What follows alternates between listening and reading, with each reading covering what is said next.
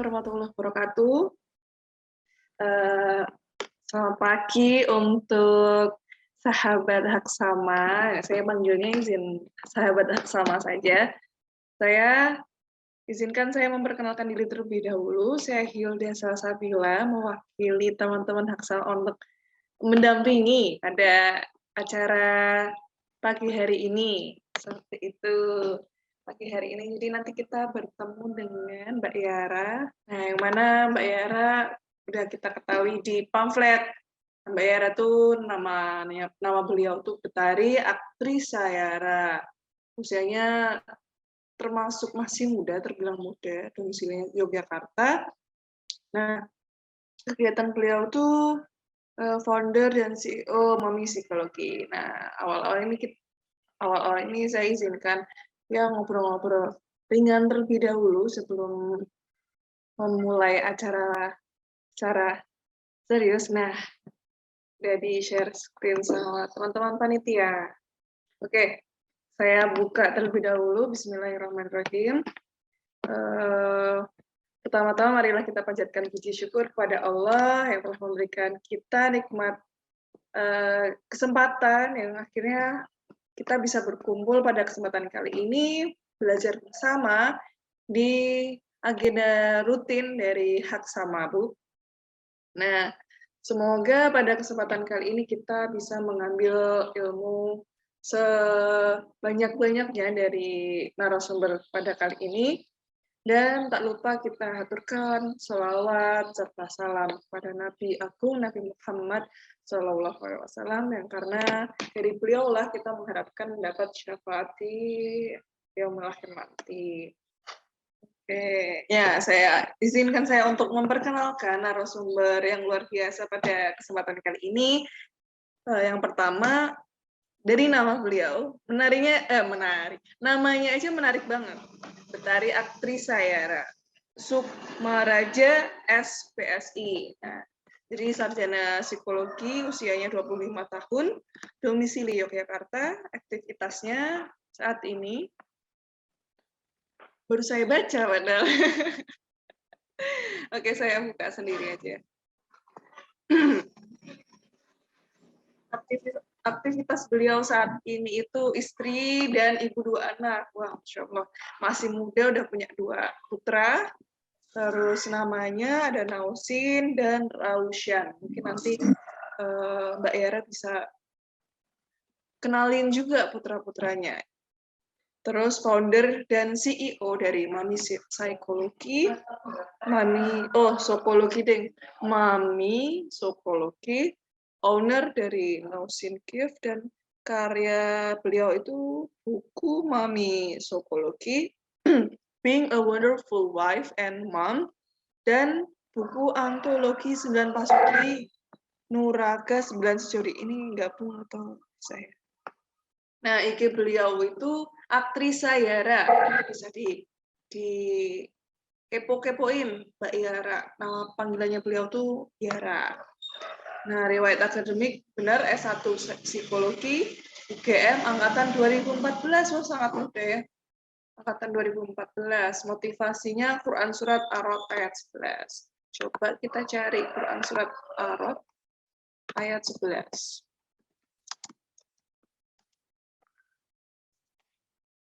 Nah, ini artinya dari Quran Surat Ar-Rod ayat 11. Baginya atau untuk manusia, ada malaikat-malaikat yang selalu menjaganya bergiliran dari depan dan belakang. Mereka menjaganya atas perintah Allah. Sesungguhnya Allah tidak akan mengubah keadaan suatu kaum sebelum mereka mengubah keadaan diri mereka sendiri. Jadi ini salah satu motivasi beliau. Luar biasa sekali ya motivasinya. Oke, ini sudah pukul 9.11. Sebelum ke Mbak Yara, saya mau minta salah satu dari audiens untuk open mic, jelasin apa sih motivasinya untuk ikut kelas pada kesempatan kali ini. Monggo siapapun boleh mengajukan diri. Saya nggak mau nunjuk. Mbak Uci boleh, Mbak Rahmawati boleh. Mas, ini Mas apa Mbak ya? Fajar boleh. Monggo. Kayaknya coba. Oke, nggak ada nih. Oh, mungkin sedang beraktivitas. Oke, kalau gitu, kalau dari saya sendiri kali ya, motivasi untuk mengikuti kelas ini tuh penasaran. Penasaran sama kegiatan atau eh, ya semua hal yang sudah ini sih dia lakuin sama Mbak Yara gitu. Apalagi beliau sudah mempunyai 2 putra, ya cukup ini ya, cukup challenging apalagi yang punya owner Notion Gift itu dan sekaligus sebagai CEO ya. Jadi kegiatan beliau nggak cuman di rumah aja ngurusin suami dan anak, tapi kan aktivitas beliau cukup banyak. Saya penasaran untuk manajemennya, manajemen entah pikiran, waktu maupun semuanya. Apalagi perempuan ya kita punya banyak kegiatan gitu loh di rumah, apalagi rumah tangga ya kalau yang udah berumah tangga gitu. Oke, Mbak Yara udah masuk atau belum? Mungkin bisa dikasih tahu teman-teman panitia ke saya.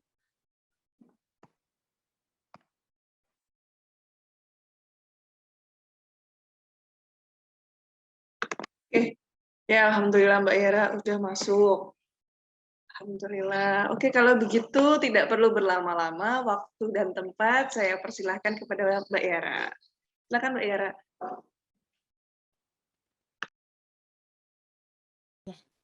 Baik, terima kasih untuk Kak Hilda Salsabila ya Ya, atas waktu dan kesempatannya. Tadi sudah diperkenalkan ya teman-teman. Baik, saya izin mulai ya. Bismillahirrahmanirrahim. Assalamualaikum warahmatullahi wabarakatuh. Alhamdulillahirabbil alamin. Allahumma sholli ala sayidina Muhammad wa ala ali sayidina Muhammad. Saya Yara, ibu muda dengan 2 bayi ya. Tadi udah dikenalkan namanya Noshin dan Roshan, panggilannya Ocin-Ocan. Selain itu nyambi ngurus platform Momiskologi.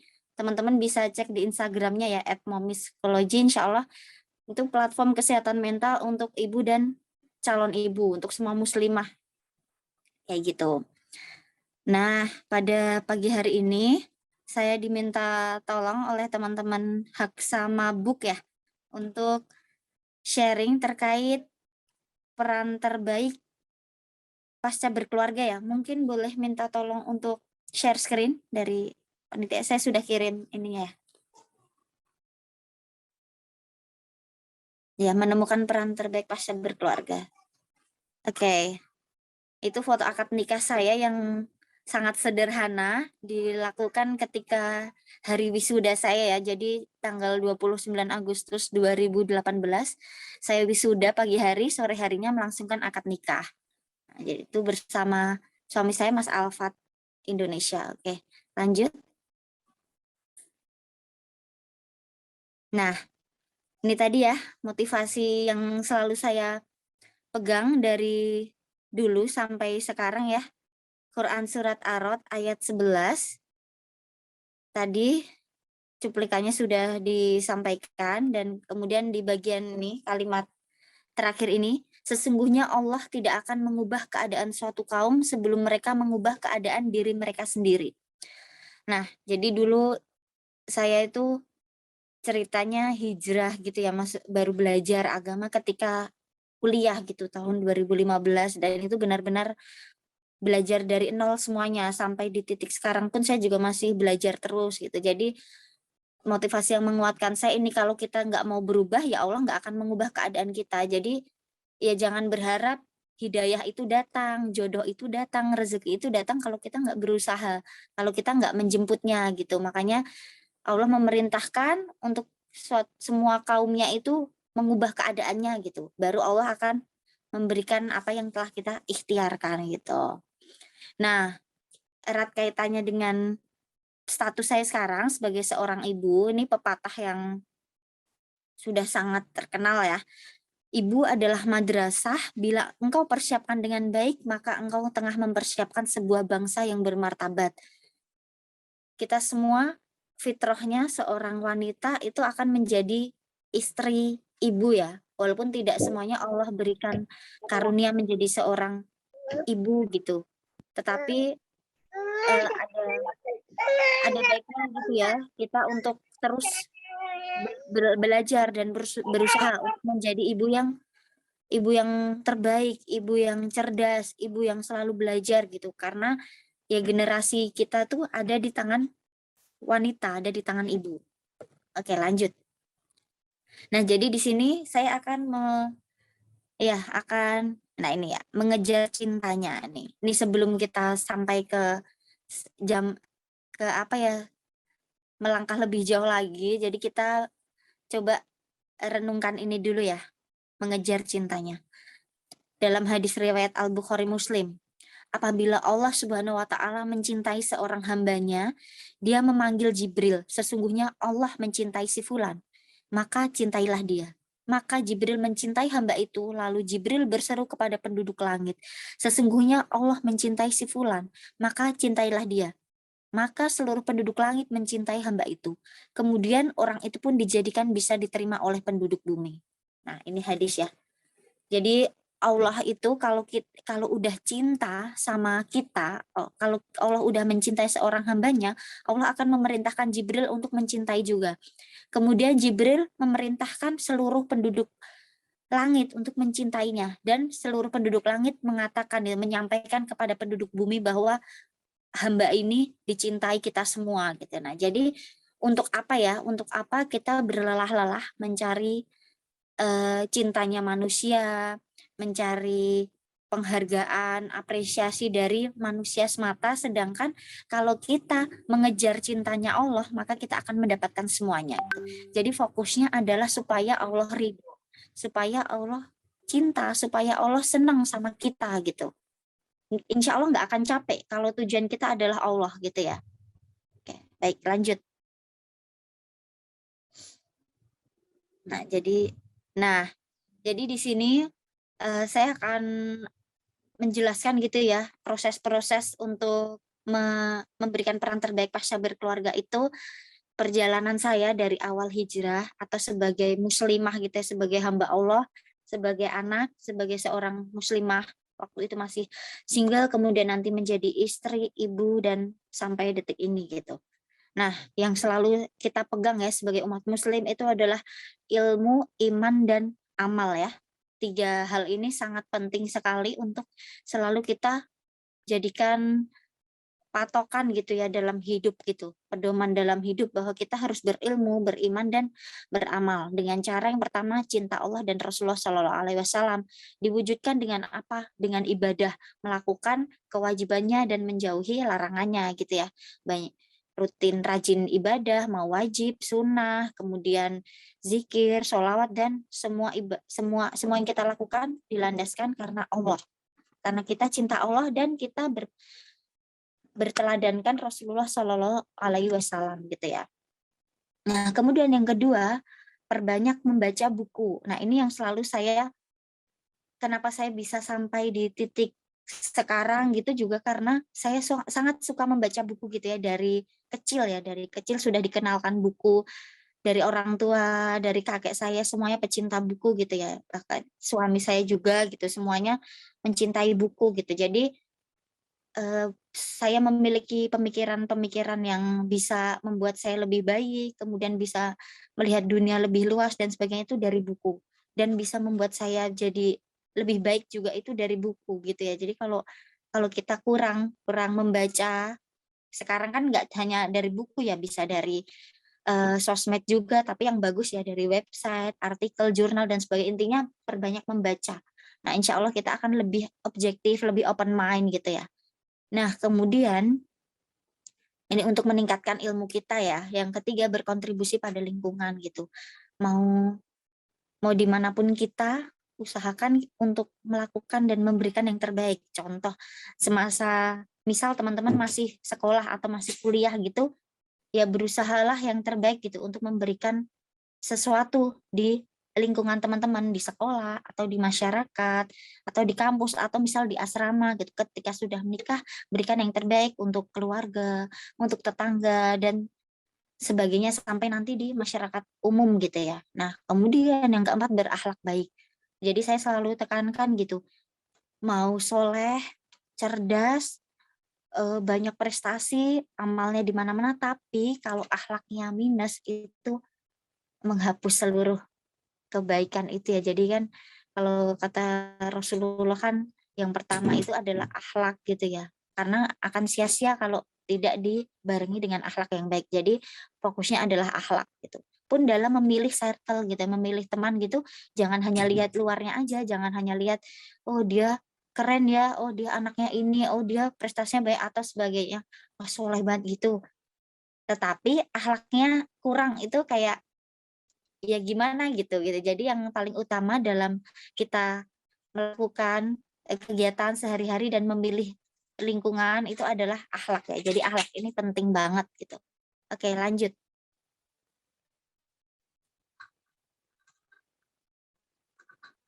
Nah, Khonitat dan Hafizat ini dua ciri seorang istri yang solehah gitu ya. Jadi kan tadi di awal sudah saya sampaikan tuh untuk muslim secara umum pegangannya adalah ilmu, iman, amal, dan tentunya akhlak yang baik. Nah, ketika menjadi istri, ketika menjadi wanita yang solehah itu adalah ciri-cirinya khonitat dan hafizat. Apa sih itu? Yaitu taat. Khonitat itu taat, ketaatan yang memuliakan. Jadi taatnya itu berlandaskan pada kesukarelaan, terus taat yang menyenangkan, taat yang memuliakan. Jadi benar-benar ridho lillahi ta'ala gitu, melakukan kegiatan sebagai istri, sebagai ibu itu dengan ikhlas gitu, dengan ridho gitu. Kemudian hafizat yaitu menjaga, menjaga karena Allah gitu. Jadi kan dikatakan ya seorang istri gitu bisa, seorang wanita itu bisa masuk ke pintu surga manapun itu hanya dengan 4 cara gitu ya, yaitu menjalankan sholat 5 waktu, puasa Ramadan, mampu menjaga diri, harta, dan suami gitu ya. Jadi dengan hal itu kita bisa masuk pintu surga manapun gitu ya. Jadi diusahakan kita selalu menjaga diri, menjaga suami, menjaga harta, menjaga anak-anak, menjaga semuanya karena Allah. Nah, sehingga kita merasa selalu diawasi Allah dalam kegiatan kita sehari-hari. Nah, contohnya kemarin saya sempat mengalami LDM ya. Jadi saya sama suami sempat long distance marriage. Beliau kuliah S2 di Inggris dan saya dengan 2 anak di rumah orang tua di Klaten gitu ya. Dengan waktu kurang lebih 1 tahun, jarak ribuan kilometer gitu ya. Tapi kita bisa gitu karena pegangan kita adalah Allah gitu. Jadi kita selalu percaya, kita selalu muraqabatullah, selalu merasa diawasi Allah gitu. Jadi kita ya udah percaya aja gitu, percaya sama Allah, percaya sama pasangan, dan selalu takut gitu, takut kalau melakukan dosa gitu, karena Allah selalu melihat kita kayak gitu. Nah, kemudian yang keempat, ketika kita sudah menjadi istri yang qanitat, hafizat, kita taat, menjaga, dan merasa selalu diawasi Allah, maka akan tercipta rumah tangga yang sakinah, mawadah, warohmah. Jadi makanya kenapa diciptakan pintu surga manapun untuk seorang istri karena tidak mudah gitu ya. Banyak sekali godaannya, banyak sekali ujian yang menerpa gitu. Tapi Allah ganjar surganya kayak gitu. Baik, boleh lanjut.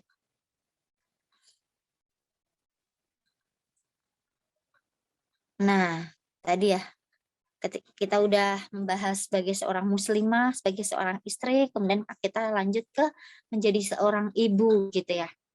Ikhlas dalam mendidik ini dalam buku Tarbiyatul Aulad, tapi saya bacanya ini beliau mengatakan di buku Tarbiyatul Aulad, tapi saya membacanya di buku Prophetic Parenting untuk anak perempuan gitu. Syekh Dr. Muhammad Ratib An-Nablusi mengatakan, kalau saudara beriman kepada Allah, saudara pasti percaya bahwa mendidik anak merupakan amalan yang paling besar pahalanya secara mutlak. Tapi jujur, kalau tidak beriman kepada akhirat, anak akan terasa sebagai beban yang kalau bisa berada jauh dari saudara. Sangat melelahkan. Ia perlu dijaga, diperhatikan, diajari, ditunjuki, perlu kesabaran dalam merawatnya, perlu nafas panjang dan kesinambungan. Ya, ini mungkin yang udah jadi ibu merasakan ya betapa berat dan panjang sekali perjuangan mengasuh dan mendidik anak itu. Tetapi Allah ganjar apa? Allah ganjar pahalanya secara mutlak. Allah kasih surganya gitu ya. Ketika kita ikhlas, ketika kita ridho gitu ya, dengan senang hati mendidik, mengajari, merawat, dan membesarkan anak. Karena sungguh tidak mudah, maka hormatilah ibu kita. Kenapa Rasulullah mengatakan hormati ibumu sampai 3 kali? Karena perjuangannya itu, perjuangan dari hamil, melahirkan, menyusui, merawat, sampai kita sebesar ini. Bahkan semuanya kalau bisa ibu berikan akan diberikan kepada anaknya. Nah, makanya Allah ganjar tuh surga sampai sampai sebegitu mudahnya gitu ya. Karena begitu sulitnya perjuangan menjadi ibu gitu. Baik, lanjut.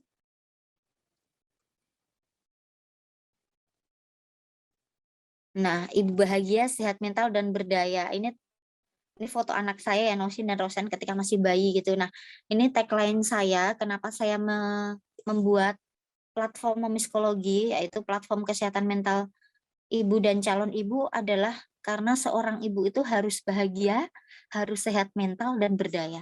Karena kalau ibu tidak bahagia, maka kita akan sulit untuk membahagiakan suami, membahagiakan anak, membahagiakan orang lain. Dan sehat mental, kenapa? Karena sekarang eh, mental ini sangat penting banget ya. Banyak orang sakit itu ternyata dari pikiran, dari mental. Mentalnya yang sakit, pikirannya yang sakit, maka fisiknya juga akan sakit. Nah, ketika mental kita sehat, pikiran kita sehat, hati kita sehat, maka fisik kita pun insya Allah akan sehat juga gitu. Dibarengin dengan pola hidup yang sehat tentunya ya. Kemudian berdaya. Berdaya untuk apa? Ya sebagai seorang ibu, apalagi misal dulunya aktif gitu ya. Contoh dari pengalaman saya gitu ya. Dulu saya ketika sebelum menikah gitu ya, ikut berbagai lomba, ikut berbagai kepanitiaan, ikut berbagai event, organisasi, dan sebagainya. Ketika menjadi ibu dan memutuskan menjadi full time mom untuk kedua anak saya, itu saya butuh ruang. Saya butuh ruang untuk aktualisasi diri gitu. Makanya saya membuat wadah gitu ya untuk saya terutama gitu ya, bisa menyalurkan gitu. Menyalurkan ide-ide saya, menyalurkan kreativitas, dan mengajak ibu-ibu lain dan calon ibu lain, semua muslimah gitu, untuk sama-sama berdaya, sama-sama berkarya agar kita lebih berdaya gitu. Karena kalau kita udah produktif, selesai dengan diri sendiri, kita bisa menyalurkan kreativitas, ide, dan sebagainya gitu, maka kita akan lebih apa ya? Lebih merasa fresh dan lebih lebih energik dan bisa membantu orang lain juga gitu. Kalau kita udah selesai sama diri kita sendiri. Jadi ini penting banget ya. Oke, lanjut. Nah, di sini ya. Nah, kenapa saya memilih Wanita Berkarir Surga seperti bukunya Ustadz Felix Shaw gitu ya. Ya karena itu ya, karena jadi sebelum jadi setelah saya menikah, saya mendaftar pekerjaan. Alhamdulillah gitu saya keterima gitu sebagai PNS gitu. PNS di Pemprov DKI Jakarta. Tetapi saat itu saya juga dalam kondisi hamil gitu. Nah, saya harus memilih nih, apakah saya harus bekerja atau menjadi full time mom dengan kondisi suami bekerja di Jogja. Jadi akan LDM. Jadi saya memilih apapun keadaannya saya pengen ikut suami, kecuali keadaan memaksa nggak bisa ya nggak bisa, karena ini pilihan saya. Nah, saya memilih untuk menjadi full time mom dan melepaskan karir saya yang di PNS gitu ya. Tetapi saya memilih Wanita Berkarir Surga. Karena apa? Karena kita tetap, meskipun kita sebagai ibu rumah tangga ataupun sebagai apapun kita lah, mau ibu rumah tangga, mau wanita bekerja, mau ibu sambil kuliah belajar, itu kita tetap terus belajar dan berjuang. Jadi apapun profesi kita nggak akan pernah berhenti belajar dan berjuang ya. Ini penting banget, sampai akhir hayat kita harus terus belajar dan berjuang. Kemudian yang kedua, fokus pada Allah, diri, keluarga, dan cita-cita. Ya udah. Jadi nanti ketika mungkin di sini ada yang sudah menikah ataupun belum, nanti akan merasakan gitu ya, bahwa ketika kita menjadi istri, menjadi ibu, itu mungkin akan banyak sekali ya omongan-omongan di luar gitu ya, atau omongan keluarga, tetangga, dan sebagainya. Kok gini sih, kok gitu sih, kenapa kamu memilih ini, kenapa gitu-gitu. Nah, kita kembalikan lagi ya, atau mungkin yang belum nikah juga udah merasakan gitu ya. fokus kita adalah pada Allah gitu. Sehingga apa-apa yang kita lakukan di dunia ini adalah untuk mencari ridhonya, mencari cintanya, mencari pahala dan surganya gitu. Jadi udah fokus aja untuk Allah, fokus pada diri, keluarga, dan cita-cita kita. Nggak usah memperdulikan komentar-komentar negatif di luar sana tentang apa yang kita lakukan kalau itu semuanya untuk Allah gitu ya. Dan hati kita merasa tenang dengan itu gitu. Jadi ciri-ciri Allah ridho itu salah satunya hati kita merasa tenang gitu ya. Kemudian yang ketiga, berkarya dan bermanfaat untuk umat. Nah, mau sebagai apapun kita harus terus berkarya gitu ya, dan bermanfaat untuk umat dengan apa? Oke, lanjut. Boleh next. Nah, bermanfaat untuk umat itu setiap insan, setiap kita punya caranya masing-masing gitu ya. Nah, ini cara saya, mungkin teman-teman punya cara yang lain. Yang penting kita hidup di dunia ini selain sebagai khalifah, sebagai pemimpin, sebagai pemakmur bumi, kita juga harus bermanfaat, menjadi rahmatan lil alamin gitu ya, meneladani Rasulullah SAW gitu ya, harus bermanfaat gitu. Yang pertama untuk kalau dari saya pribadi ya itu sharing gitu, sharing apapun termasuk seperti sekarang gini ya, sharing ilmu, kemudian sharing pengalaman, atau sharing apa yang kita punya, apapun yang kita punya kita sharingkan gitu untuk orang-orang yang membutuhkan, untuk lingkungan terdekat kita, lingkungan sekitar kita gitu ya. Kemudian yang kedua menulis.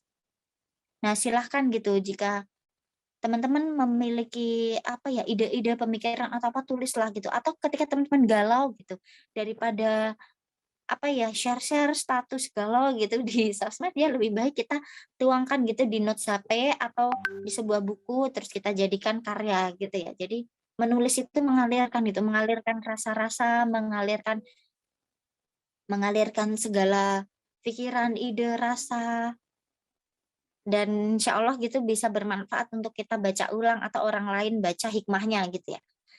Kemudian yang ketiga, membuat karya apapun itu gitu ya, karyanya teman-teman. Ketika misal kita masih kuliah gitu ya, silahkan gitu membuat tulisan, membuat buku, ikut lomba, atau apa, di organisasi membuat suatu apa, karya apa aja bebas gitu. Nah, termasuk menulis buku gitu ya. Kemudian yang keempat, menolong dan memudahkan urusan lain. Jadi dikatakan ya, barang siapa yang memudahkan urusan orang lain di dunia ini, maka Allah akan mudahkan urusannya di akhirat kelak gitu ya. Jadi sebisa mungkin tuh jangan sampai kita menyulitkan orang lain. Kalau ada yang membutuhkan pertolongan kita, kalau ada yang ingin apa ya, meminta sesuatu dari kita, selagi kita mampu, selagi kita bisa berikan dan mudahkan dia gitu ya. Kecuali benar-benar tidak bisa gitu ya. Baik, lanjut. Oke. Boleh next.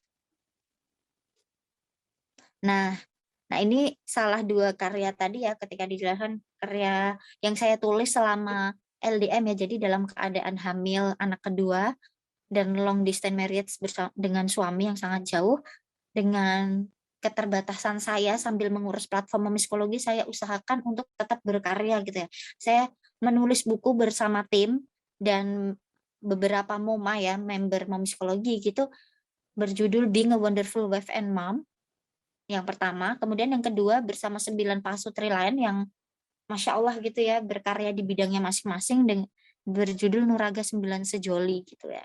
Nah, ini dua karya saya. Kemudian, nah ini yang mau saya sampaikan gitu ya, niatkan lillahi ta'ala. Ini salah satu apa ya, quote saya pribadi gitu ya, untuk saya menjalankan ini semua gitu ya, dengan segala hal yang saya miliki, dengan segala keterbatasan gitu. Prinsip saya adalah pelan-pelan nggak apa-apa, yang penting progresif dan istiqomah. Ya, karena Allah lebih suka yang sedikit-sedikit tapi istiqomah ya. Dan jangan lupa niatkan semua karena Allah Subhanahu wa taala. Kalau tidak karena Allah, pasti akan sangat melelahkan. Jadi fokus terus berbuat baik, berkarya, dan memberdayakan diri dan lingkungan. Semoga Allah ganjar seluruh jerih payah di dunia ini dengan ridho, pahala, dan jannahnya. Amin ya rabbal alamin. Nah itu ya, jadi teman-teman, dalam kondisi apapun yang teman-teman jalanin sekarang, silahkan tetap terus berkarya gitu ya, pelan-pelan nggak apa-apa, silahkan terus membuat sesuatu gitu yang berdampak, yang bermanfaat untuk umat gitu ya. Yang penting kita istiqomah dan progresif maju terus gitu ya. Gitu. Dan tentunya niatkan karena Allah, karena kalau nggak niat lillahi ta'ala pasti akan capek, pasti akan berhenti di tengah jalan, pasti akan mundur gitu. Jadi kalau nggak karena Allah akan sangat berat gitu ya. Nah itu. Nah dan semoga segala jerih payah kita Allah ganjar dengan pahala, ridho dan jannahnya. Nah udah ya. Oke. Nah mungkin sekian yang bisa saya sharingkan ya. Hanya sedikit, semoga yang sedikit ini bisa apa ya, bisa bermanfaat gitu ya. Jazakumullah khairan katsiran gitu ya. Ini saya bisa dihubungi melalui email atau ini blog saya, cerita hijrah saya dan beberapa tulisan, tapi udah lama sih nggak diupdate. Ini nomor kontak WA saya jika ada sesuatu yang perlu dikomunikasikan bisa, atau di Instagram saya @aktris saya. Oke, saya kembalikan ke moderator.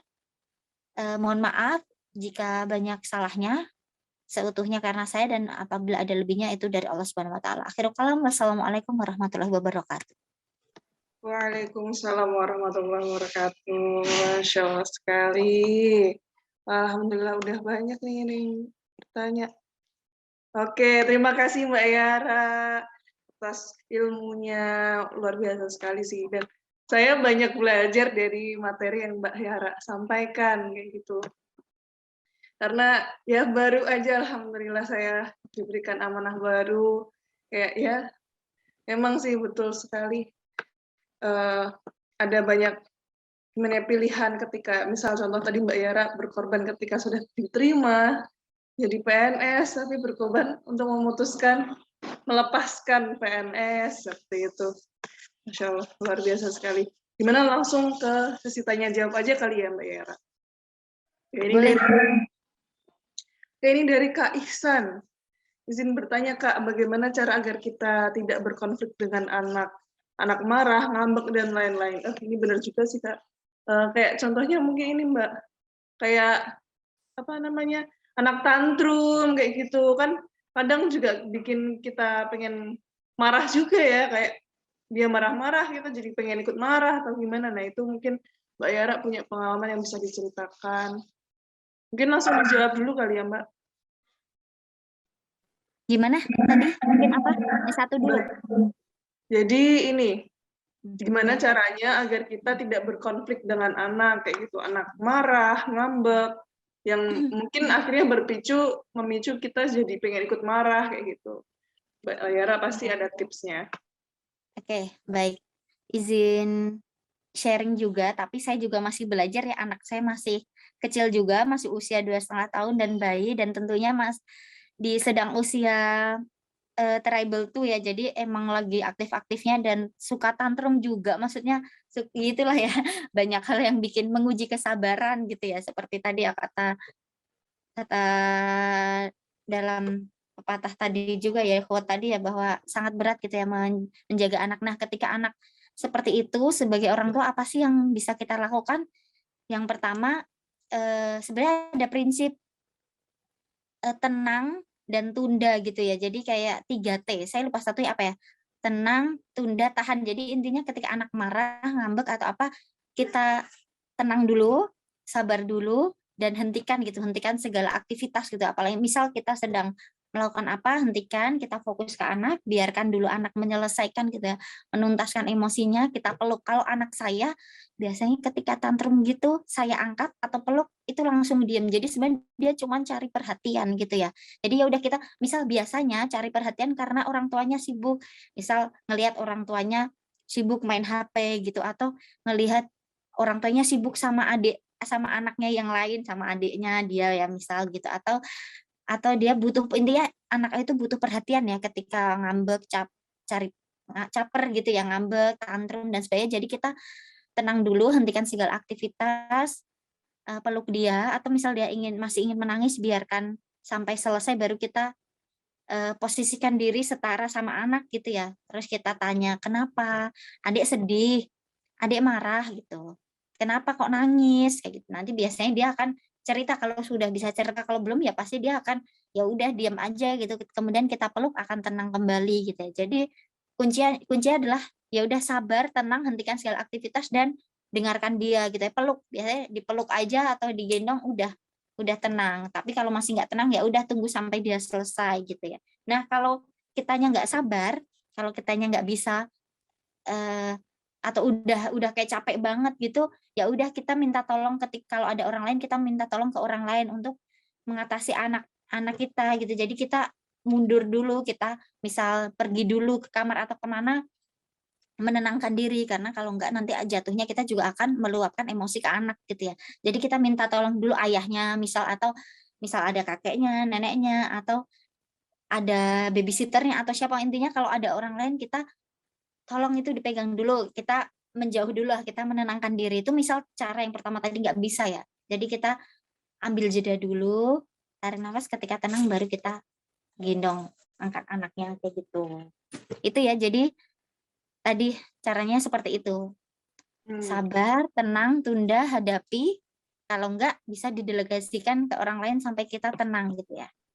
Semoga membantu. Ada juga misal masih butuh yang lebih jelas gitu, bisa cek di Instagram Momiskologi ya, kita pernah share juga gitu cara menghadapi anak tantrum gitu. Boleh scroll di situ, insya Allah ada banyak tulisan-tulisan tentang menjadi istri, ibu kayak gitu, dan jadi orang tua. Oke, Masya Allah. Mungkin dari Kak Ihsan ada feedback terkait pertanyaannya.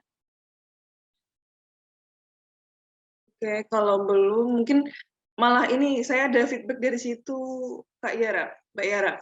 Apa namanya? Ya, oh, sudah dari Kak Ihsan. Jadi kalau misal diberikan ke orang lain, tapi kalau orang lainnya ini gimana Kak? Apa namanya? Justru dengan cara yang tidak tepat atau tidak kita harapkan, misal seperti itu. Itu gimana nih Mbak? Baik, saya izin off cam ya sambil ya. ini anak. Ya berarti semisal orang lainnya itu menurut kita tidak sesuai dengan pengasuhan kita sebagai orang tua, berarti jangan gitu ya. Ya mau nggak mau berarti kita yang nanganin gitu, karena kalau nggak ya udah nanti akan ada banyak double pengasuhan yang nanti anaknya juga beda gitu ya menanggapi situasinya, karena ada pengasuhan yang tidak sesuai sama prinsip kita gitu. Jadi ketika orang lainnya tidak bisa, misal ayahnya nggak ada atau yang ada orang lain yang menurut kita nggak sesuai, ya berarti kitanya yang harus menangani gitu. Harus sabar sih. Sebenarnya cuman butuh dipeluk aja, ditenangkan gitu. Itu aja sih.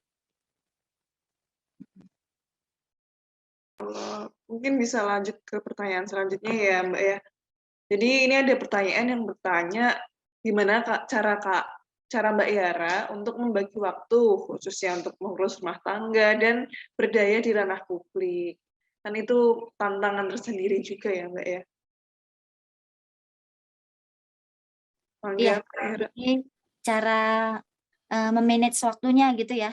Udah ngurus ini itu masih ke publik gitu gimana gitu ya. Yang pertama jelas ya, kita bagi dulu prioritas kita ya. Prioritas kita kan ada beberapa. Yang pertama tentunya untuk Allah. Prioritas untuk Allah, kemudian untuk keluarga, untuk diri kita, dan untuk orang lain gitu atau masyarakat gitu. Jadi kita buatlah life plan-nya atau mas to-do-nya setiap hari gitu ya. Nomor 1 ibadah tentu ya. Ibadah wajib, ibadah sunnah, dan lain-lain itu nggak boleh lepas ya. Itu yang paling kita prioritaskan untuk adalah prioritas kepada Allah. Kemudian yang haknya Allah gitu. Yang kedua, hak keluarga gitu ya. Atau hak diri, silahkan gitu ya. Jadi kita harus kita sebagai apa sih? Saya kan sebagai istri, sebagai ibu ya. Saya harus menjalankan tugas saya sebagai istri.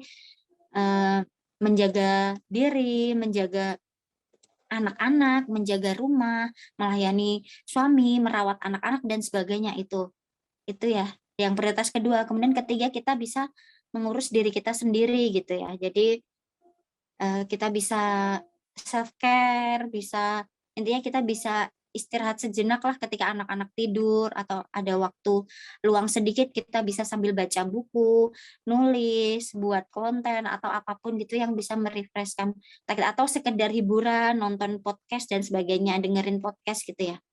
Nah, itu kemudian yang keempat untuk lingkungan, untuk masyarakat. Nah, teman-teman punya platform apa, punya organisasi apa atau event apa, silahkan gitu. Itu ya harus dimaksimalkan. Kalau saya bagi waktunya adalah ketika saya mengurus, contoh saya mengurus psikologi ini adalah ketika anak-anak tidur atau ketika ada waktu luang gitu. Ketika ada waktu luang, saya pasti selalu mengurus gitu, mengurus konten, mengurus chat, mengurus member dan semuanya kayak gitu saya urus ketika ada waktu luang atau anak-anak tidur atau ketika sebelum saya tidur. Jadi sebelum saya tidur atau ketika anak-anak masih tidur waktu bangun gitu ya, itu saya selesaikan semuanya, semua urusan yang untuk umat itu kayak gitu.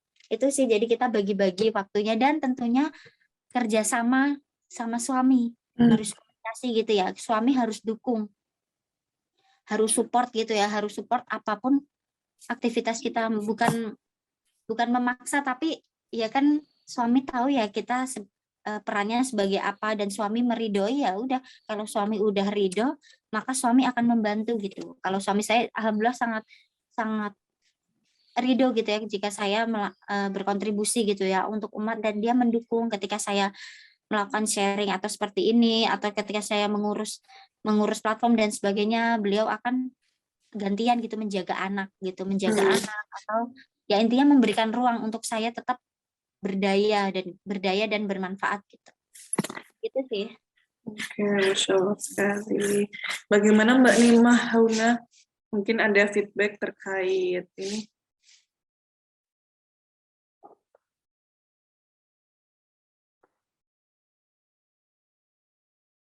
Oke, Mbak Nimah. Oh, cukup. Nah, saya jadi ada pertanyaan nih Mbak, dari pertanyaannya Mbak Nikmah. Kalau ikut komunitas atau platform yang mana tujuan kita itu untuk mengembangkan diri, seperti yang disampaikan Mbak Tiara. Cuman ternyata berjalannya waktu itu komunitas tersebut itu kayak tidak memberikan ini ya, apa namanya, semacam ruang kayak gitu, ruang untuk dia kepada keluarganya dia kayak gitu. Akhirnya kayak tuntutan-tuntutannya itu semakin banyak. Nah, saya mendapatkan cerita seperti ini. Terus akhirnya dia sedikit tertekan, padahal kewajibannya dia itu harusnya kepada keluarga terlebih dahulu. Nah, gimana pendapat Mbak Era ketika ada seperti itu? Iya. Baik, terima kasih pertanyaannya ya Kak Hilda ya. Nah, ini yang selalu saya tekankan juga ya di psikologi gitu ya. Saya selalu menyampaikan gitu ke tim bahwa tugas kita, kewajiban kita ini selain tentunya hamba Allah itu beribadah, kita juga melakukan peran kita. Saya sebagai istri, saya sebagai ibu, atau teman-teman tim yang lain itu sebagai anak dari orang tua atau mahasiswa atau pekerja juga, ada yang freelance dan sebagainya gitu. Jadi psikologi ini jangan sampai menghambat kewajiban kita ya, jangan sampai mengganggu kewajiban kita sebagai yang tadi ya, yang penting-penting tadi ya, sebagai hamba Allah, sebagai istri, sebagai ibu, sebagai anak, sebagai mahasiswa dan sebagainya. Tapi jangan juga jadikan beban gitu. Jadi ya udah, jadi kita nggak pernah, kalau saya sendiri nggak pernah menuntut harus gini, harus gitu, atau sampai membuat kitanya sendiri lalai akan kewajiban kita yang utama gitu ya. Itu jangan sampai gitu ya. Jadi fokus kita adalah udah tugas kita sebagai hamba Allah, istri, ibu, baru kita ke umat. Kalau yang ini lalai karena kita ngurusin umat, ya malah Allah nanti bisa murka gitu. Sedang kita udah dikasih amanah gitu ya, amanah sebagai istri, sebagai ibu, atau sebagai pelajar gitu-gitu. Jadi kita harus fokus dulu ke kewajiban kita. Nah, kalau kasusnya seperti itu berarti tinggalkan.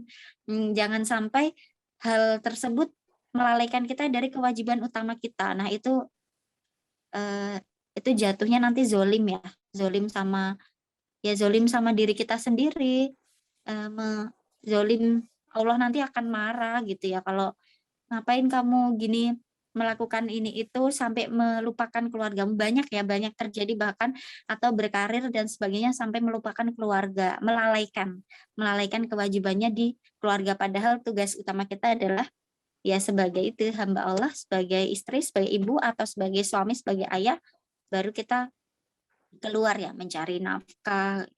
Beda lah, suami sama istri beda. Nah ini kalau sebagai istri kayak gitu ya. Jadi kalau sesuatu udah melalaikan kita dari kewajiban utama kita, berarti tinggalkan gitu. Oke, Masya Allah.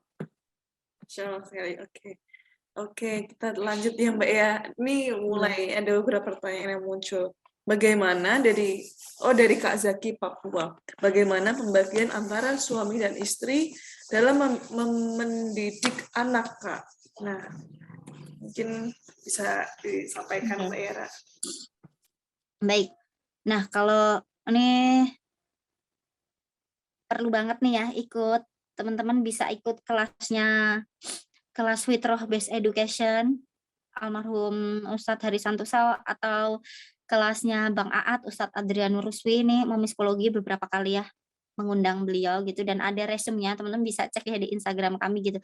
Jadi seorang ayah itu the man of vision gitu ya, seorang ayah atau suami itu yang sebagai kepala sekolahnya, yang membuat visi keluarga, yang membuat rancangan pendidikan untuk anak-anak, pengasuhan keluarga. Intinya suami itu yang otaknya suami, ya istri atau ibu juga, tapi lebih ke pelaksana kita. Jadi misal suami kepala sekolah, istri sebagai gurunya, kayak gitu. Kita pelaksana karena kita diberikan fitrah dengan fitrah perempuan yang penuh kasih sayang.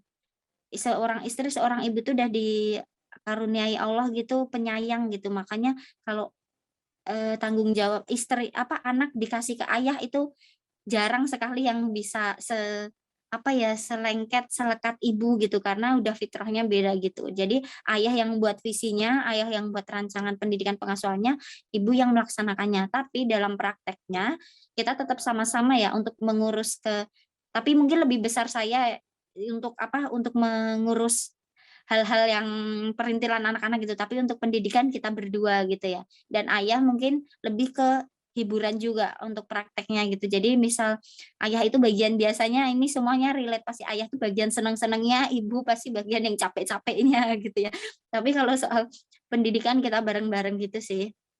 Ini kalau saya sama suami ya udah, suami kan tugas utama seorang suami apa sih, mencari nafkah kan ya untuk keluarga. Nah, saya menjaga dan merawat anak-anak, ya udah saya ngurusin anak-anak, suami cari nafkah. Ketika suami udah pulang kerja gitu ya, baru anak-anak main sama ayahnya gitu. Anak-anak main sama ayah. Nah, untuk mendidiknya kita barengan gitu sih. Jadi ya udah dua-duanya berperan, tapi untuk dalam rumah tangganya sendiri dibagi, yang ngurusin dari pagi sampai malam, ngurusin dari mandiin, nyuapin, apa semuanya itu ibu, main-mainnya ayah gitu. Tapi untuk pendidikan kita rancang bersama, terutama ayahnya ya, karena sebagai kepala sekolah gitu. Mungkin kalau misal contohnya kayak yang main itu untuk pendekatan emosional kali ya Mbak ya?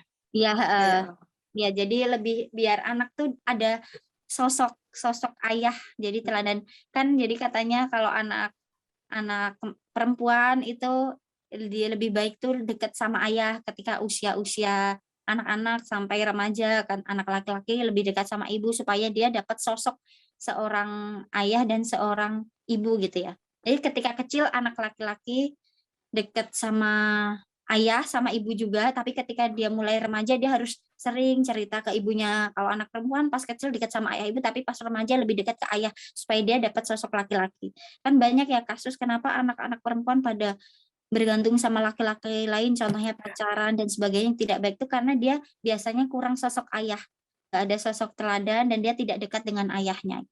Jadi penting banget kedekatan antara ayah, terutama ayah ke anak perempuan juga. Gitu. Mungkin dari Kak Zaki Papua ada feedback terkait pertanyaannya dan jawaban dari Kak Yara.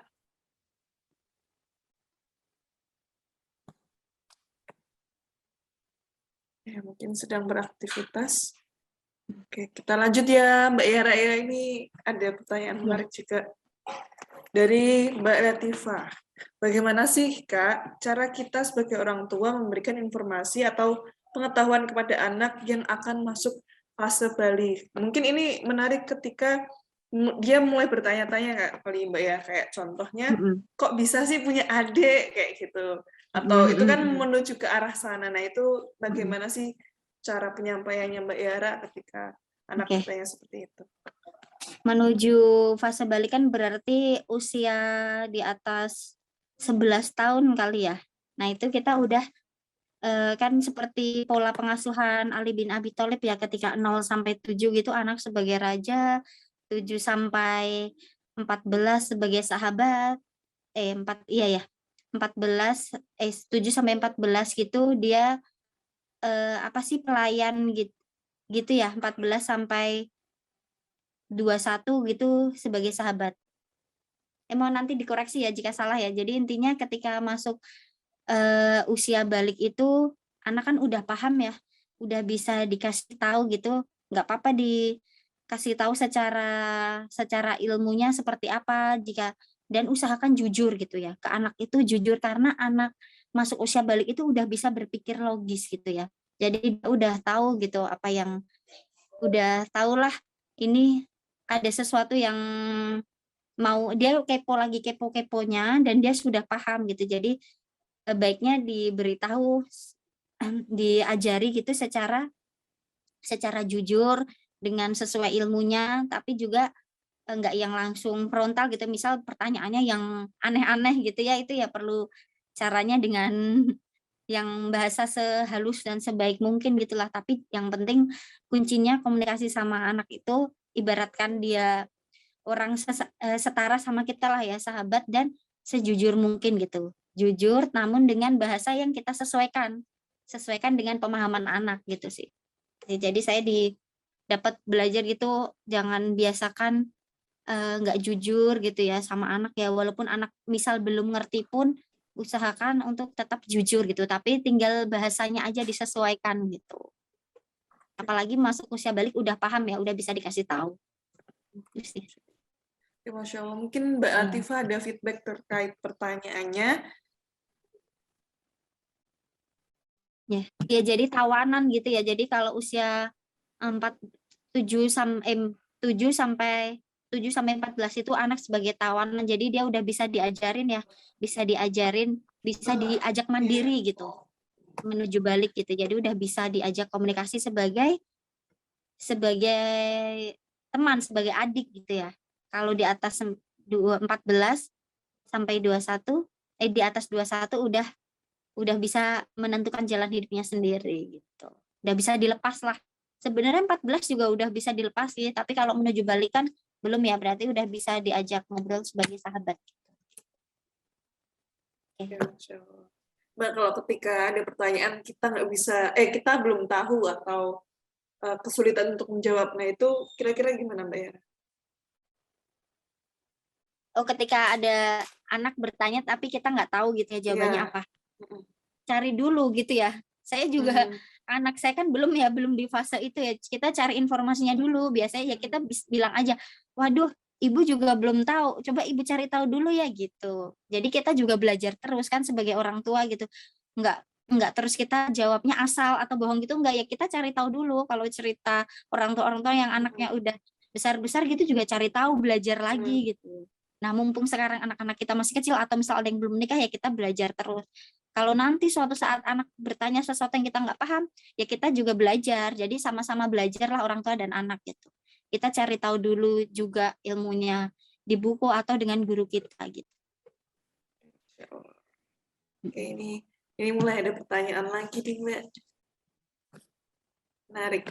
Jadi Mbak Ninda Rihwayuni izin bertanya Mbak, bagaimana cara agar anak-anak terbuka tentang keinginan atau harapan anak-anak kepada orang tua? Sebagai orang tua terkadang kita nggak tahu apa yang sebenarnya anak-anak inginkan. Jadi mungkin kayak mulai tertutup sama orang tuanya. Nah, ini ada contoh kasus juga Mbak, ada yang cerita dan itu anaknya laki-laki cukup tertutup sama orang tuanya. Padahal waktu kecilnya deket, juga cerita gitu. Cuman berjalannya waktu kok mulai tertutup atau menutup diri. Nah, itu gimana Mbak ya? Oke. Jadi gimana caranya biar anak tuh deket gitu ya sama orang tua. Nah, yang pertama setiap anak itu dilahirkan dengan karakternya masing-masing gitu ya. Nah, tapi bisa karena gen, bisa karena lingkungan gitu. Nature dan nurture gitu. Nah, biasanya kalau dari gen itu bahkan bisa beda-beda kayak saya sama adik saya, padahal mungkin teman-teman juga merasakan ya, sama berapa bersaudara, sama orang tuanya, sama pengasuhannya, tapi beda-beda hasilnya atau karakternya beda-beda. Pertama itu gen, jadi dari lahir gitu Allah udah menciptakan kita dengan karakter yang misal gen kita emang ini anaknya ini bakatnya seperti ini anaknya ini bakal jadi misal ekstrovert, ini akan introvert gitu, tapi semuanya punya kelebihan dan kekurangan masing-masing. Nah, terlepas dari itu gen, kemudian lingkungan, kalau kita udah sebagai orang tua sudah merasa memberikan apa ya, pendekatan kepada anak seterbaik mungkin, anak selalu diajak ngobrol, diajak cerita, dibiasakan mengungkapkan perasaannya, tapi anak juga masih nggak mau cerita, ya kita bisa cari tahu lebih lagi ya, kenapa anaknya kayak gini. Nah, misal harus sering ditanyain memang, setiap hari dideketin, ditanyain, kita cari tahu apakah ini penyebabnya, apa memang karakter dia, kan orang tua pasti semua tahu ya karakter anaknya seperti apa, memang karakter dia yang diam, tapi kalau dulunya mudah cerita pas agak besar diam, pasti ada sesuatu. Kita cari tahu lah, bisa kita cari tahu di lingkungannya, apakah di sekolahnya terjadi sesuatu, bisa jadi dia bisa kena bullying, atau dia ada masalah dengan akademisnya, atau dia ada masalah dengan teman atau apa nggak tahu ya kita, makanya kita harus cari tahu dulu di sekolahnya atau di teman-teman terdekatnya atau di tetangga-tetangga, di lingkungan masyarakat kita cari tahu. Tapi sebagai orang tua mestinya kita yang paling tahu ya. Setidaknya kita udah berusaha gitu ya, berikhtiar gitu untuk selalu menanyakan, ngajakin anak cerita, nanyain kabarnya anak, perasaannya, setiap hari diajak ngobrol gitu. Insya Allah anak bisa dekat. Tapi contoh kayak saya sama adik saya, orang tua tuh pengasuhannya sangat dekat sekali dengan kami gitu. Saya bahkan bisa cerita, tidak ada satu hal pun yang saya tutupin dari orang tua. Saya bisa selancar itu gitu cerita apapun. Tapi adik saya enggak, karena adik saya karakternya dari dulu memang pendiam gitu, introvert gitu. Cuman orang tua tetap selalu nanyain, tapi paling dia jawab sekata dua kata gitu. Jadi ya gitu. Jadi kita udah tahu ya karakternya anak dan kita udah usaha untuk selalu menanyakan kabarnya, tapi kalau sampai kita udah ikhtiar semaksimal mungkin dan cari tahu kemana-mana dia kenapa seperti ini, itu nggak berhasil, nah tentunya kita bisa minta bantuan ke psikolog gitu ya. Jadi mungkin bisa ke psikolog anak gitu, anaknya diajak ke psikolog, nanti mungkin dia di situ akan banyak menceritakan kenapa dia seperti itu, terus banyak menuliskan gitu. Jadi kalau kita udah kayaknya udah nggak sanggup ya kita bisa minta bantuan pihak ketiga, yaitu bisa ke psikolog anak. Ya, Masya Allah sekali dari jawaban-jawaban Mbak Yara. Mbak Yara mau langsung ke pertanyaan lagi atau diskusi dulu, Mbak? Menarik. Bebas. Lanjut aja kali ya, Mbak ya. Ini lumayan udah nambah lagi, Mbak. Ya, langsung ya. aja. Kalau ini dari Kak Charles, bacanya gimana? Carles, ya ntar tolong dikoreksi cara bacanya. Izin bertanya, Kak, bagaimana kita bisa mendidik anak kita supaya teratur, sedangkan kita, orang tuanya masih berantakan, dalam tanda kutip. Bisa jadi bukan profil yang baik untuk anak-anak. Nah, itu mungkin pengen anaknya lebih baik gitu maksudnya dari Kak Charles. Gitu. Gimana, Mbak? Semua orang tua pasti pengen anak kita tuh jauh lebih baik daripada kita ya, daripada orang tuanya. Apalagi kita pasti masih banyak kurang saling kan. Tapi memang nggak ada manusia yang sempurna. Cuman kalau kata pepatah, buah jatuh tak jauh dari induknya. Maka kalau kita ingin anak kita jadi lebih baik kita pertama memperbaiki diri dulu gitu. Karena kan tadi yang saya bilang di awal juga, kita nih harus terus belajar dan berjuang sampai kita meninggal, sampai kita akhir hayat baru Allah katakan selesai. Nanti tinggal penghitungan amal dan sebagainya itu di akhir.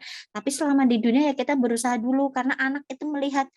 Jadi kaderisasi terbaik atau pendidikan terbaik itu adalah dengan keteladanan. Jadi nggak perlu banyak ngomong panjang lebar atau nasihatin gini-gini, kalau anak lihat orang tuanya sehari-hari seperti ini, aktivitasnya, terus semua-muanya kayak orang tuanya profilnya seperti ini, anak mau nggak mau pasti dia akan meniru gitu ya. Kalau merasa kita orang tuanya baik ya dia akan tiru kalau merasa ya, tapi kan anak kecil belum tahu ya ini baik atau enggak. Jadi anak itu benar-benar meneladani orang tua gitu. Jadi sebisa mungkin ya seburuk apapun kita berusaha untuk memperbaiki diri gitu ya. Karena anak akan melihat gitu keteladanan dari orang tuanya yang paling dekat gitu. Kan biasanya ya kalau terjadi apa-apa sama anak pasti kan ini orang tuanya gimana sih? Kan pasti komentar kayak gitu ya, komentar orang. Nah, itu berat banget ya jadi orang tua ya. Orang tua kita ataupun kita sebagai orang tua tuh sangat berat gitu. Makanya ya yuk sama-sama belajar gitu, sama-sama menjadi pribadi yang lebih baik. Mau kita sebagai anak, sebagai istri, sebagai ibu, sebagai ayah, suami, sebagai orang tua, kakek, nenek, ayo kita jadi lebih baik itu. Jangan merasa apa ya udah baik gitu. Jadi kita nggak belajar, nggak memperbaiki diri gitu. Nah, gitu sih. Jadi jangan menyerah, yuk kita perbaiki diri supaya anak juga melihat kebaikan dari orang tuanya dan mencontoh meneladani kita gitu. Gitu. Kita lihat anak-anak hebat itu pasti orang tuanya juga hebat gitu. Karena sehari-hari dia melihat orang tua seperti ini selain selain gen, selain keturunan juga karena lingkungannya sangat baik gitu sehingga dia menjadi baik pula gitu. Jadi sebelum kita menyerahkan anak kita ke sekolah, ke pondok atau ke lingkungan masyarakat, pendidikan paling utama kan di rumah gitu. Jadi usahakan rumah itu sebagai pendidikan yang pertama dan terbaik gitu, terutama dari ibunya dan ayahnya gitu. Ya, Masya Allah sekali. Jadi ini eh, apa pesan dari Mbak Yara, anak yang hebat itu dari orang tua yang hebat juga, jadi lingkungan yang mendukung. Itu saya jadi ingat apa namanya? Aku dia itu mau ngomong tapi ngeblank. Ya jadi ingat salah satu isi di buku ya, buku memang beda yang ditulis sama Umar yang dicetak sama Aksa Mabruk. Intinya memang orang tua itu sangat mempengaruhi kebiasaan-kebiasaan anaknya gitu. Nah, ini lanjut Mbak. Dari Mbak Lailatul Rohmah. Izin bertanya Kak Yara, untuk yang belum menikah seperti Mbak Laila, kira-kira secara garis besar adakah step-step belajar yang baik dan efektif untuk mempersiapkan diri menjadi istri dan ibu yang baik sesuai dengan tuntunan Islam? Dan adakah referensi buku wajib sebagai fondasi ilmu yang harus dibaca? Mungkin lebih tepatnya kayak kurikulum kali Mbak untuk yang belum menikah.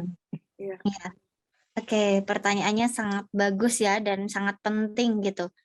Nah, Qadarullah Psikologi ini selalu buat kelas loh untuk calon istri dan ibu. So promotion ya di sini ya. Cuman kita kelasnya setahun sekali nah gitu. Jadi kita bahas gitu kurikulum dari kita sebagai seorang muslim, kita menyelesaikan diri kita bahas dari sudut pandang Islam, sudut pandang psikologi, kita bahas dari sudut pandang keuangan, dari kesehatan dan semuanya kita bahas gitu. Bahas tuntas di Future Wealth and Mom Preparation. Nah, mungkin nanti kalau kita buka kelas lagi gitu, ini kelasnya cuma setahun sekali itu bisa ikutan. Nah, itu. Nah, itu ini tadi promosi ya. Nah, Boleh Mbak, jawabannya saya join Mbak. ya insya Allah nanti jadi pantengin aja di Instagramnya gitu. Insya Allah kita akan buka lagi nanti ya, entah tengah atau akhir tahun. Nah kemudian untuk bukunya juga salah satunya buku yang udah saya terbitin gitu ya sama teman-teman juga di Being a Wonderful Wife and Mom itu di situ dituliskan gitu ya tentang seorang istri dan ibu tuh baiknya seperti apa sih dari sudut pandang Islam dan psikologi dan pengalaman kisah-kisah nyata gitu ya perjuangan menjadi seorang istri dan ibu. Cuman bukunya udah habis, nanti mungkin kalau Open PO Batch 2 bisa ya, bisa teman-teman baca gitu ya. Nah, terus kalau dari pengalaman saya pribadi, untuk mempersiapkan diri menjadi istri dan ibu, yang pertama tentu banyak belajar. Buku yang patut dipunya itu ada banyak sih ya. Ada buku, mungkin kalau sebelum menikah ada bukunya Ustadz Salim Afila yang Barokallahu Laka, Bahagianya Merayakan Cinta. Kemudian ada buku Psikologi Pernikahan, ada banyak psikologi suami istri, psikologi pasangan gitu. Terus ada juga bukunya Ustazah Floweria yang Perfect Dreamy Wedding atau buku-bukunya bukunya Dewi Nur Aisyah atau Kak Dafri Naryanda gitu. Nah, intinya untuk mempersiapkan diri menjadi istri dan ibu yang pertama adalah memperbaiki diri, memperbaiki ibadah kita, memperbaiki ibadah wajib, ibadah sunnah, terus dan yang kedua berkumpul dengan orang-orang yang solehah dengan ikut ngaji gitu ya, ngaji sama teman-teman, kemudian ikut kajian-kajian, dengerin kajian atau ikut kajian, nonton kajian-kajian di YouTube juga banyak. Terus perbanyak baca Al-Qur'an dan maknanya tentunya ya. Kemudian itu tadi yang secara agama, jadi intinya kita perbaiki diri secara untuk mendekat ke Allah sebaik mungkin. Kemudian yang kedua banyak baca buku tadi ya, buku tentang pernikahan, buku tentang parenting, atau buku kisah-kisah orang yang udah berumah tangga, atau buku pengembangan diri, self development banyak banget juga yang bagus-bagus gitu. Kemudian yang ketiga tadi ya berkumpul ya, udah ya tadi berkumpul dengan orang-orang yang solehah. Yang keempat menjaga diri sih, jadi kayak ya udah mulai kalau kita udah mau jadi istri jadi ibu ya dikurang-kurangin gitu ya untuk khalwat atau ikhtilatnya bercampur baur dengan laki-laki gitu ya, dengan non mahram gitu dijaga. Jadi kita menjaga diri banget gitu. Pertama kita menguatkan ikatan kita sama Allah, mengikat diri kita dengan ilmu sebanyak-banyaknya, banyak ngaji juga, dan menjaga diri dari apa yang Allah nggak suka gitu ya. Karena kalau kita melakukan apa yang Allah suka dan menjauhi apa yang Allah nggak suka kan bertakwa ya, insya Allah Allah akan mencintai kita gitu, dan kita akan dicintai semuanya dari penduduk langit sampai penduduk bumi kalau kita fokusnya untuk Allah gitu. Jadi sebenarnya banyak sih, yang penting kita mau belajar gitu. Ada banyak banget ya referensinya ya tadi buku-bukunya. Nah mungkin bisa cek tadi ya, selain pantengin bisa ikutan kelasnya psikologi atau baca-baca artikel-artikel di situ atau di WordPress-nya ada banyak ya. Atau juga bisa lihat di Instagram saya sering sharing ya di highlight saya di Aktris Sayara, itu banyak sekali highlight dari proses saya ta'aruf, rekomendasi buku pernikahan, kisah-kisah hijrah, pokoknya banyak banget, teman-teman bisa cek gitu ya. Nah mungkin bisa baca-baca di situ, atau misal mau ada yang ditanyakan lagi boleh nanti kontak pribadi di WA saya gitu yang ada tadi saya cantum. Oke, Masya Allah. Ya benar banget Mbak, buku-buku tadi yang Mbak Yara sebutin itu memang itu sedikit memberikan ilmu baru lah. Karena ilmu itu kayak nggak ada batasnya gitu ya Mbak ya. Dan salah satu buku yang mungkin Hilda sekaligus cerita kali ya Mbak ya. Salah satu buku yang Hilda baca sebelum menikah itu memang bukunya Adik Umar yang diterbitin sama Haksama Book. Nah, saya merasa terhormat sekali mendapatkan bukunya. Itu baca mind blowing sekali karena dari cara orang tuanya mendidik itu, bahkan kosakata yang ditanamkan si Umar ini cukup berbeda kayak gitu. Khususnya kayak dari waktu sebelum dia balik itu si ayahnya itu memberikan pesan, kan anaknya itu laki-laki semua. Jangan sampai kamu menyakiti perempuan, khususnya ibumu. Jadi kayak ayahnya ini udah ngasih wasiatnya itu ketika si Umar itu dihitan. Jadi kayak udah, wah ini aja ayahnya menarik sekali ngasih pesan ke Umar. Kayak, oh begitu ya mendidik anak. Salah satunya kayak membuka cara pandang saya ketika, oh nanti seperti ini. Terus mengenali tentang nasab-hasab. Dan itu memang agak jarang ya untuk anak-anak diajarkan seperti itu. Nah, itu juga mind blowing, membuka pikiran saya terkait ini. Benar. Dan buku-buku Mbak Yara itu tadi bagus juga. Nah, Mbak, ada pertanyaan lagi dari Nabi Sulses. Untuk melihat potensi dan memaksimalkan minat bakat anak yang untuk melihat potensi dan memaksimalkan minat bakat anak yang kakak akan atau sudah lakukan bagaimana ya Kak? Oh, maksudnya yang Mbak Yara lakukan itu kayak gimana? Apakah ada tool khusus atau melalui sesuatu ilmu apa saja? Mungkin maksudnya kayak Mbak Yara tuh gimana biar mereka ngerti anak-anak itu bakatnya kayak gimana, minatnya kemana? Monggo Mbak. Iya, oke, baik. Bagus sekali ya pertanyaannya ya. Jadi gimana sih saya mendidik, mengetahui minat bakat anak atau ke depan tuh gimana. Jadi kan anak saya sekarang masih kecil ya. Jadi dari kecil saya sebagai orang tua berusaha memfasilitasi anak gitu ya dengan memberikan buku-buku anak yang banyak gitu ya. Ya semampu orang tuanya lah, semampu kami gitu. Kami memberikan berbagai macam buku gitu ya, buku-buku anak gitu yang insya Allah kualitasnya sangat bagus-bagus gitu ya. Memberikan buku-buku anak, kemudian memberikan stimulasi dengan mainan-mainan anak, mainan sensori, mainan motorik, mainan banyak, pokoknya yang bikin anak itu belajar banyak gitu ya, termasuk wahana permainan yang bisa kita berikan gitu yang anak, atau kita sering ajak anak untuk melihat sekitar gitu ya, melihat misal ke kebun binatang atau melihat ayam, sekedar ayam, kucing, kupu-kupu di depan rumah kayak gitu. Nah gitu-gitu sih. Terus kan karena anak di usia ini ya, masih bayi sama 2 tahunan ini masih usia main-mainnya gitu. Jadi ya udah, selain kita memberikan fasilitas yang bisa kita berikan seperti buku, mainan mainan edukasi seperti itu, atau mengajaknya berkeliling, atau jalan-jalan melihat alam, melihat sekitar, itu juga kita membiarkan dia untuk bermain ya, membiarkan dia memaksimalkan waktunya untuk ya untuk mengeksplor diri lagi, untuk bermain gitu. Nah, biasanya yang saya lakukan, kan kita lihat ya orang tuanya seperti ini dan udah ketahuan sih dari kecil, misal yang kakaknya si Naushin ini atau Oci ini, dia anaknya sangat aktif gitu ya, sangat aktif, cerewet, kayak kayak orang tuanya gitu ya, aktif, cerewet, kemudian dia suka nyanyi gitu ya, dia suka nyanyi, dia suka gambar, kayaknya kena bakat seni dari ayah saya gitu ya. Jadi ya udah kita fasilitasin gitu. Fasilitasin, kita kasih misal kita kasih tontonan apa, sholawat gitu, atau tontonan lagu anak dan dia bisa langsung menghafal, bisa langsung menyanyikan gitu. Kita itu yang secara ini ya, secara seninya, atau misal secara agamanya kita ajak sholat, dia bisa langsung menirukan gitu ya, menirukan gerakan sholatnya, atau dia bisa cepat menghafal gitu ya, menghafal doa-doa yang kita ajarkan gitu. Misal yang kecil ini karakternya beda, dia diem, tapi dia suka hal-hal yang mekanik, cowok banget gitu. Jadi dia ketika dikasih mainan mobilan atau ada sepeda atau apa, itu dia langsung ngotak-ngatik kayak gitu. Atau main Lego gitu, kelihatan banget. Jadi ya udah, tugas saya sebagai orang tua memberikan fasilitas pada anak, memberikan ruang, memberikan waktu agar dia maksimal gitu. Maksimal bermain, terus ya jangan lupa aja berikan hak anak gitu ya kan, dia juga butuh keluar ya, kan misal karena saya di rumah ya, ketika suami kerja, ketika ada waktu luang, suami libur gitu, kita ajak jalan-jalan keluar gitu.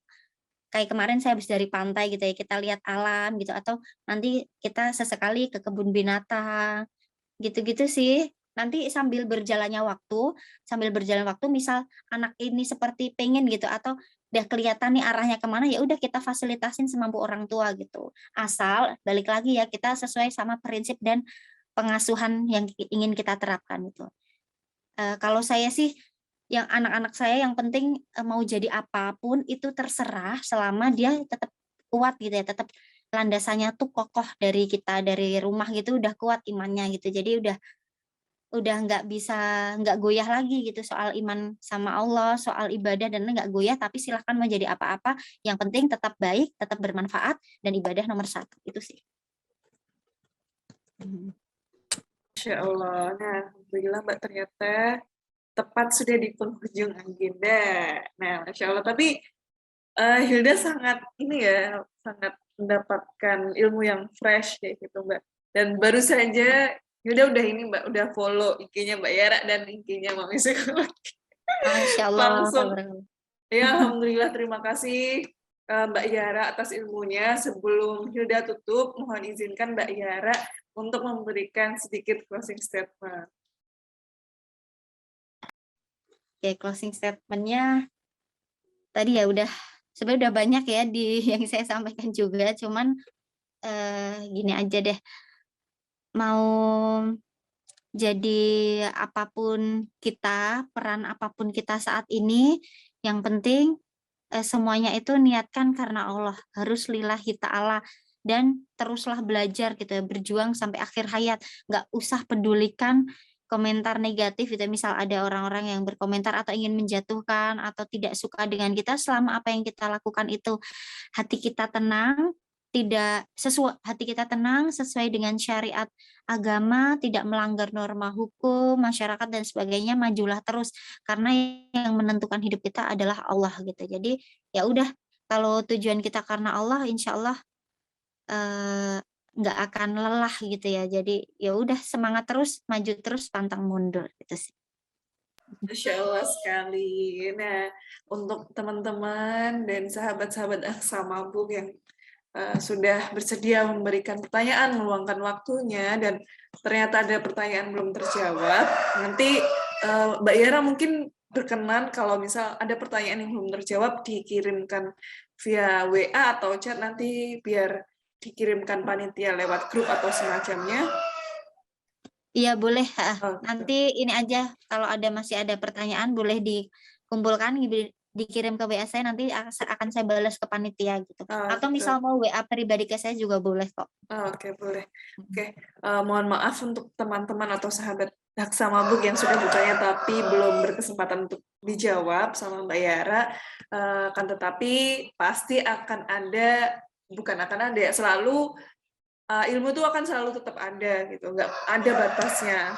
Karena ilmu itu ya sampai kapanpun, sampai kita mati itu kita akan terus belajar. Benar kata Mbak Yara, seperti yang Mbak Yara sampaikan tadi. Nah, sudah di penghujung agenda, Mbak Yara dipersilahkan untuk mundur dari sesi pada kali ini. Terima kasih Mbak Yara. Terima kasih juga semuanya. Mohon maaf dan semoga silaturahimnya tetap terjaga. Wassalamualaikum warahmatullahi wabarakatuh. Waalaikumsalam warahmatullahi wabarakatuh. Izin live ya. Ya, Mbak.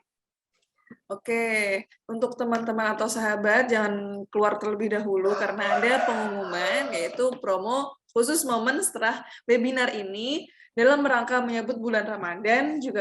Juga kami menyampaikan bahwa buku Abiku Memang Beda bisa kakak dapatkan dengan diskon besar, sebesar 30%. Buku terbaik yang bisa menemani hari-hari kakak dan keluarga. Karya terbaik hadir dengan kualitas terbaik. Tunggu apa lagi? Miliki bukunya sekarang, bisa menghubungi CS Haksa Mabuk atau reseller atau agen yang sudah ada. Jangan lupa untuk follow akun Umar Humam, Umar_Humam, @nasihat_AMB_, dan cek di YouTube seperti itu. Nanti bisa kepo-kepo ke CS Sarah maupun CS Gina gitu.